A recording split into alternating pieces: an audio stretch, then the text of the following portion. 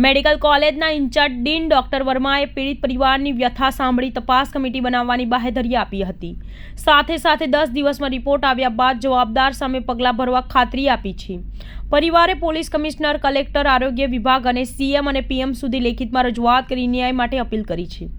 પરિવારે જણાવ્યું હતું કે રાજેન્દ્ર બીમાર હતો ત્યારે જવાબદાર સિનિયરોએ તેને વિભાગના વડાઓને કાળજી રાખવી હતી. તેના બદલે તેમની સાથે સતત કામ કરાવવામાં આવતું હતું. બીમાર હોવા છતાં રજા મંજૂર કરાતી ન હતી. બેભાન થઈ ગયા બાદ સારવાર આપવાને બદલે પરિવારને ફોન કરીને જાણ કરી લઈ જવાનું કહેવામાં આવ્યું હતું, જેને લઈને ડોક્ટર રાજેન્દ્રનું સારવારના અભાવે મોત થયું હોય એ વાતને નકારી શકાય નહીં. સાથી કેટલાક તબીબ વિદ્યાર્થીઓ પણ આ વાત સાથે સમર્થન આપી રહ્યા છે. તબીબ વિદ્યાર્થીઓ પાસેથી 24 કલાક કામ કરવામાં આવી રહ્યું છે. હોસ્ટેલમાં રૂમ ફાળવવામાં આવી છે, પણ આરામ કે નાવા ધોવા માટે જવા નથી દેવાતા અને એક કડવી વાસ્તવિકતા છે. મારું નામ દિનેશભાઈ નાનજીભાઈ રામાણી. શું ઘટના બની?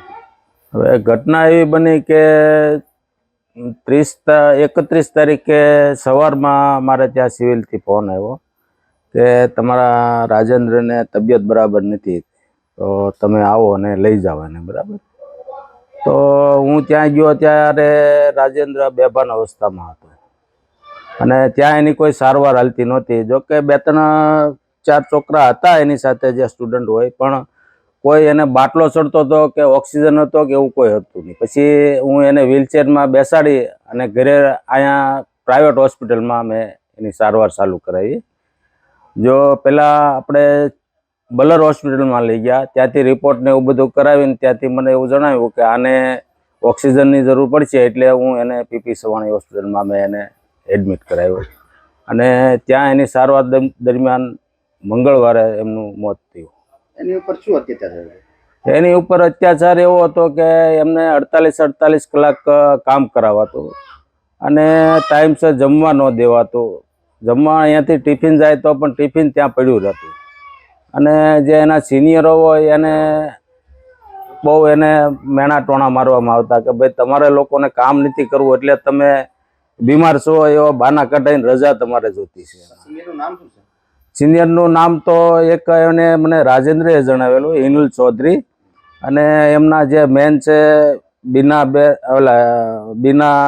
વૈદ, એમનું નામ એણે મને જણાવેલું. પહેલાં મને એણે એવું કીધું, ત્યારે 1-1.5 મહિના પહેલાં બીમાર પડ્યો ત્યારે હું એને અહીંયા લઈ આવ્યો હતો અને સારવાર કરાવી પાછો ત્યાં ગયો ત્યારે મને એને એવું કીધું. એટલે મેં એને એવું કીધેલું કે હું ત્યાં આવીને એ લોકોને કહું, વાત કરું કે ભાઈ આવું તમે શું કામ કરો છો. તો મને રાજેન્દ્રએ એવું કીધેલું કે તમે ત્યાં પપ્પા આવશો તો મારું કેરિયર બગડશે, આગળ મને તકલીફ પડશે, એટલે તમારે ત્યાં નથી આવવું, એટલે મને જવા નહોતો દીધો ત્યાં.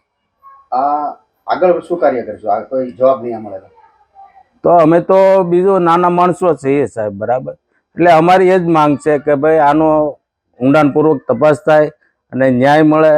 અને હું એક નાના વર્ગમાંથી તો મારી ઉપર મેં અત્યાર સુધી ભણાવ્યો તો 50 લાખ રૂપિયાનું દેવું થઈ ગયું. હવે મારે પણ આપઘાત કરવો પડે એવો સમય મારે છે અત્યારે. હવે મારે આ લેણું ક્યાંથી ચૂકવવું? દેવું જે થઈ ગયું છે તે મારે ચૂકવવું ક્યાંથી? એ મોટો પ્રશ્ન છે. જે મારો આધાર હતો તે હવે વયો ગયો છે.